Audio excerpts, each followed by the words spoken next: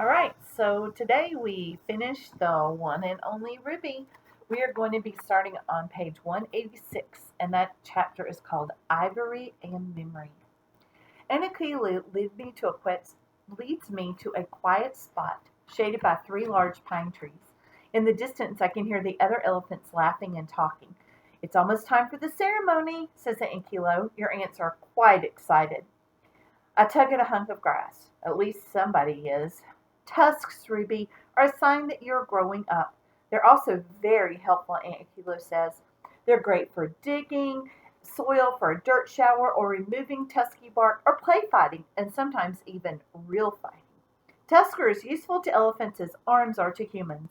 But humans like things they're not supposed to have, I say. My Aunt Stella told me that. And they very much like tusks, says Aunt. See that nick in my right tusk? Poacher. Rifle. Just missed, but I got the message. I don't understand. It's not like I want some human's arm for a trophy. Why would someone want part of an elephant? It's an excellent question, says Inakilo. She shakes her head. Sometimes they make things out of the tusks. They call them ivory. What kind of things? They carve it up into small statues, even little figurines of elephants. Can you imagine? They make pieces for board games. They make fancy boxes.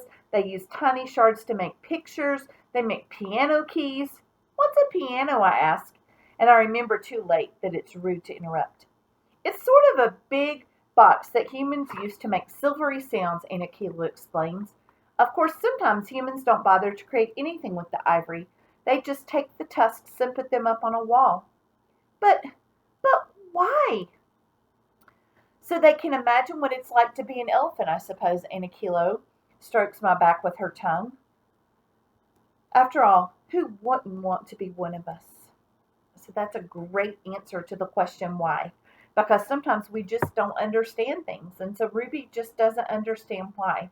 And her Aunt Akilo gives her a great answer. I know who, I say, and my voice is stormy. The dead elephant I saw in the savannah. The one who was nothing but a pile of bones. Bones but no tusks. Those were gone. Anakilo looks at me. I have a feeling she's trying to decide just how grown up I really am. I've seen those bones, Ruby. My grandmother's bones. My mother's. I've seen the bones of brothers and cousins and strangers and friends. She looks up at the treetops. Far too many times I've seen them. Then, why should I celebrate having tusks? Why should I be excited over something people want to kill me over? I cried. You're not in any danger here at the park, Ruby, says Anikilo gently. You're safe with us. She gives a sharp laugh. Safe, but not free. That's the trade-off. I know that, I say, although I'm not sure I really did until this moment. But what about all the others, the ones we left behind? All we can do is hope, says Anakila. I wish I had a better answer, dear one. I suppose that's one of the hardest parts of growing up. What do you mean, I ask? Realizing that grown-ups don't have all the answers. Realizing that answers may have to come from you. A question. Anakilo begins walking back toward the large pond where the others are waiting, and I join her. What else can I do? Where else can I go? It looks like your herd is ready for you, says Anakilo, and I notice that the group is gathered together watching us approach. My herd, I say, feeling the weight of those words. Aunt Stella wanted to be with the herd one more time. I wish she could be here today. Perhaps she will be. Aunt Anakilo looks at me with a mysterious smile. In some way. When we get a bit closer, Aunt Alidi and Aunt Meliska begin singing, It's your Tusk Day, happy, happy Tusk Day, Tusky, Tusky, we love you. Aunt Layla and Aunt Zania are standing on either side of them. When the second verse begins, even though they join in, although Aunt Zania is not so secretly rolling her eyes. By the time they're done with the third verse, Aunt Akila and I have arrived. The aunts step aside to reveal a large circle they've made out of sticks and grasses and leaves and flowers. The circle is right next to Aunt Zenia's shoulder boulder so that she has a convenient place to lean. And here's a picture. Anikila throws up her trunk and makes a glorious trumpeting sound. Attention, herd of the park, she proclaims. Today we celebrate the Tusk Day, our beloved herd mate Rudy of the park. Please take your positions. The ants move to 4 points on the circle standing along the outside edge. Aunt Xenia takes the spot next to her shoulder boulder. I have to admit, the circle is really quite beautiful, especially the carefully placed dandelion blossoms. Between Aunt Xenia and Aunt Layla, I notice a smooth stick, stripped of leaves, planted upright in the dirt. It's a little bit curved and about the same length as one of Aunt Akila's trunks. Aunt Akila moves to the center of the circle, carefully stepping over the sticks and flowers. Ruby of the park, she commands, please enter the heart of the herd. I gulp. I take a step. I guess I'm doing this after all. But everyone looks so serious. For some reason, I think of Uncle Bob, and I decide I'll try to lighten the mood a little. Okay, I say, but first I have a question. How come this is called Tusk Day? With an extra S in the middle, we have 2 tusks, right? So she says, why isn't it called Tusks Day? With an extra S in the middle. We have 2 tusks, right? Instantly, I'm worried that I've just performed an extremely not okay behavior. But when everyone laughs, even Aunt Akila, I relax. It's simple, she answers. Tusks Day is just too hard to say. So I love how we're seeing a sense of humor coming through with Aunt Akila now. She had a really witty comeback to what Ruby had to say. A moment of silence. I step into the circle and stand behind Aunt Akila. Let us begin as we always begin, Aunt Akila says in her soft voice, but a moment of silence for our ancestors. All the ants raise their trunks skyward, eyes closed, so I do the same. In the quiet, the world seems to come alive with noise. Humans and animals, birds and bugs, honking cars and growling trucks. The sun pours down on my back and my trunk is getting a little tired, so I open up one eye to see if we're done yet. Even Aunt Xenia still has her trunk raised, although it's wobbling a bit, so I close my eyes and keep listening. It's sort of beautiful. I realize the world's sounds all mixed together to make a strange melody. At last, Aunt Akila breaks the spell. You may lower your trunks and rejoin the present, she says, and everyone relaxes. Today we gather to acknowledge the Tusk Day of our youngest herd mate, Ruby of the park. In attendance, we have Zany of the park, Lalila of the park, Masiska of the park, and Elodia of the park. Each ant bows her head low, and when she hears her name mentioned, I'm Akila of the park and matriarch of the park herd. With her trunk, Aunt Akila points to the stick planted in the ground between Aunt Xenia and Aunt Lalila. Let us honor the presence of Stella, who she hesitates and turns to me. What was Stella's last home, she asks. I'm confused. Why is she bringing up Aunt Stella? The Exit 8 Big Top Mall and Video Arcade, I answer, but it wasn't much of a home. Aunt Akila frowns. That will never do. She thinks for a minute. Let us now honor the presence of Stella of the African savannah. She walks over to the stick and softly touches the top of it with her tongue. The other ants do the same. Trunk upon trunk upon trunk upon trunk upon trunk. Aunt Akila signals me to join them. I place my trunk on top of the others. The ones we love, said Aunt Akila, live forever in our hearts. I am trying hard not to cry, but my words come out in gulps and sobs. I wonder if I begin. But I have to stop, and the ants, all of them, move their trunks from the stick to me, and they are patting me and stroking me and soothing me with so much love, I can't imagine why I deserve it all. Finally, I managed to find my voice. I wonder if maybe along with Stella of the African savannah, we could also call her Stella of the park, like the rest of us. She really wanted to be with the herd again, and well, I can't think of a better one than this. Aunt Akila nods. Stella of the park it is. And so what a nice way for Aunt Akila to help Ruby remember and include Aunt Stella in the ceremony. The ceremony continues. Aunt Akila returns to the center of the circle and I follow her. The other ants take their positions at the edge. Now that we have all assembled, said Aunt Akila, we will recite the 4 lodestars. A lodestar, as some of you know, is a guiding star on a dark evening, a beacon to help us navigate the terrain of our lives. Wild elephants spend much of their time traveling at night. For them, the stars are as necessary as air. The same is true for us, though we no longer move through the world like our wild kin. She clears her throat and begins in a loud, clear voice. We are not our best selves without kindness. The other ants respond, all speaking together. An elephant without kindness is not an elephant. We are not our best selves without wonder, says Aunt Akila. An elephant without wonder is not an elephant. the ants respond. We are not our best selves without courage, says Anaquilo. An elephant without courage is not an elephant, the ants respond. We are not our best selves without gratitude, says Anaquilo. An elephant without gratitude is not an elephant, the ants respond. Anaquilo pauses and looks down at me. To be born an elephant is a great gift. To be a part of a herd is to be part of this beautiful world. But make no mistake, that does not mean you should blindly follow your herd. It does mean that we must strive for connection despite our differences. She smiles, and that is why we say, an elephant alone is not an elephant. Because, dear Ruby of the park, we all need each other. Anaquilo takes a few steps back, and I'm by myself in the center of the circle. And now the time has come for you to tell us what Tusk Day means to you. Are you prepared?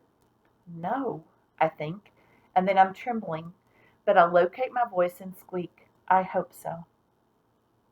So this ceremony has just given us 4 powerful ways that elephants need each other and that we, people, need each other. Kindness, wonder, courage, and gratitude. Those are all things that we all need. Another riddle. The ants gaze at me hopefully, and it feels a little like the nights when Aunt Stella used to ask me her 2 questions. I don't want to let them all down, but I'm still not sure how to answer. I want to say that Tusk Day means worry and lost sleep and getting stuck in a fence. I want to say that tusks mean very little when you're a captive elephant, and they mean too much, even death, when you're wild. I look at each of my aunts, grumpy Aunt Xenia and silly Aunt Eloise, and the singing pair of Aunt Layla and Aunt Makiska, and then I turn to Anaquilo, huge and wise and always and probably forever just a little bit scary. They're all smiling at me, their eyes wide with anticipation, just the way Aunt Stella's used to be. My little herd. There's this, I pause because apparently I've forgotten how to breathe. There's this riddle. Y'all know how much I like riddles, right? Well, there's this riddle, and I don't know why, but it just popped into my head, and it kind of says what I think Tusk Day is all about. So here goes. I wait a minute because it's good to build suspense. Ready? I ask, and they all nod. I am a ship that's built to ride the greatest waves. I say, I'm not built with hammers, I'm built with hearts. What kind of ship am I? I wait again. You can't rush a good riddle. Anyone? I say, but they all shake their heads. I'll give you a hint, I say. We all have it. More confused looks. What kind of ship am I? I ask again. I can't stand it, so I shout the answer. I'm friendship. The ants smile and laugh, and Aunt Eloise pounds her truck on the ground. Anyway, I say, I guess what I mean is maybe getting tusks and growing up isn't all bad. I kind of like the idea of having a good friend and taking care of others the way everybody's always taking care of me. I cast a sly glance at Anaquilo. Also, once you've had your Tusk Day, you get an hour more of mud fun every day, right? Anaquilo's not buying it. Before we end this ceremony, Ruby at the park, from now on there's something you must do. It's sort of a daily checkup of your heart and your mind. It's both extremely simple and hugely difficult. Wait a say, are you saying we're almost done and I passed the test? There was never any doubt of that, dear one, says Anaquilo. Can we wrap this up soon? Aunt Xenia grumbles. My feet are killing me. Every day, says Anaquilo, pick a quiet time and ask yourself these 2 questions. What gifts did the world give you today? And what gifts did you give the world? No problem, I say, practically skipping with relief. Now, are we done? Not so fast. Think about what that means for a moment. Say the words out loud. What gifts did the world give you today? What gifts did you give the world, I say. I guess that first one means what made me happy or excited or curious today. And the other one means, did I do something, nice for somebody or something? I stop cold because all at once I'm hearing Aunt Stella's voice, as if she's standing right next to me asking me, with different words, the same 2 questions. What amazed you today, little Ruby? What made you proud? I'd never lost her. She was here with me all along. I walk over to the stick in the ground and pat it gently with my trunk. Don't worry, Aunt Stella, I whisper. You taught me well. I got this. So here's another connection to Aunt Stella. And Akilo says these two questions. What gifts did the world give you today? And what gifts did you give the world? And Aunt Stella had been asking her those same two questions when they were together.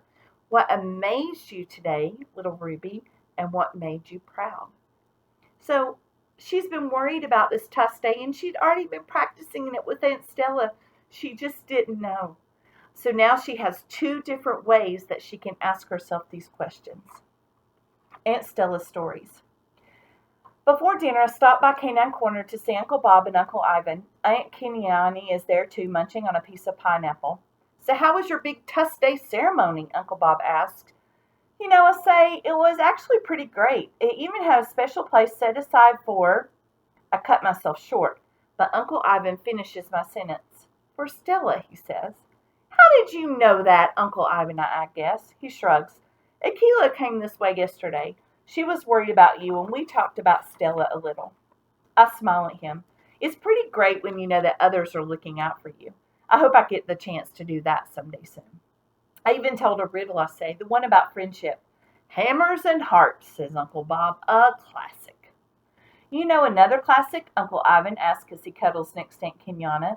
That riddle Stella loved, something about an elephant crossing the road. I'm surprised to hear him bring up Aunt Stella again, but he looks happy.